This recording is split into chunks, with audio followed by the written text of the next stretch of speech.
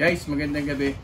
Dito ulit ako para mag-unboxing ng bagong sapatos na nabili ko. Maganda siya.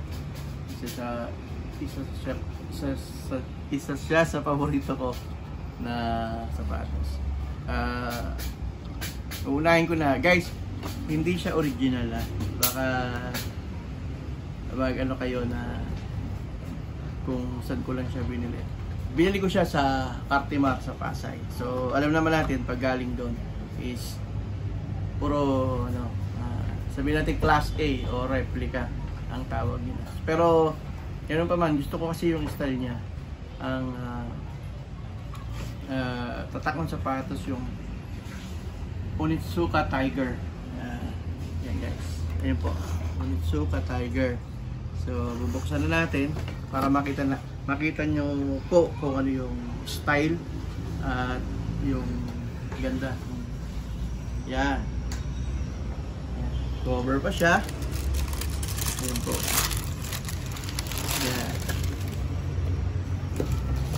Hindi ko lang alam kung anong tawag sa kulay na to. Pero ang ganda niya guys. Ayan. Meron pa siyang tatak. Usually galing sa China. Ayan.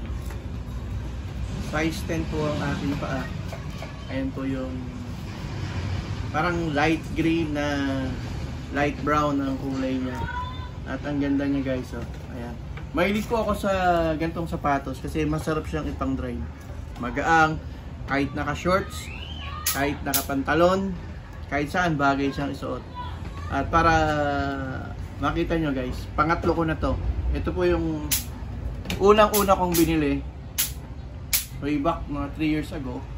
Yan. Ngayon anak ko lang gumagamit. Then ito yung pasunod mga higit na isang taon. Ito yung araw-araw kong ginagamit. Puro Onitsuka Tiger siya. So ayan, tatlo na po siya. Ayan. So maganda siya guys. Tapos matibay. So sana magustuhan nyo rin. Ang halaga niya is 1,300 pesos. Hindi siya ganun kamahal kasi ang original nito is nasa 7,000 na higit eh. So yun lang ang kaya ko, yung mas mura lang, yung 1,300. Pero okay naman yung design at matibay din naman. So sana nagustuhan nyo din. At maraming salamat sa patuloy na pagsuporta. Maraming salamat sa patuloy na pagtangkilik sa aking mga videos. Huwag niyo po kalimutan mag-like, subscribe, and share po sa Tagis Adventure sa Facebook, Tagis Adventure sa YouTube, and Tagikal sa Facebook pa rin. So maraming salamat. God bless everyone and God bless Philippines. Thank you!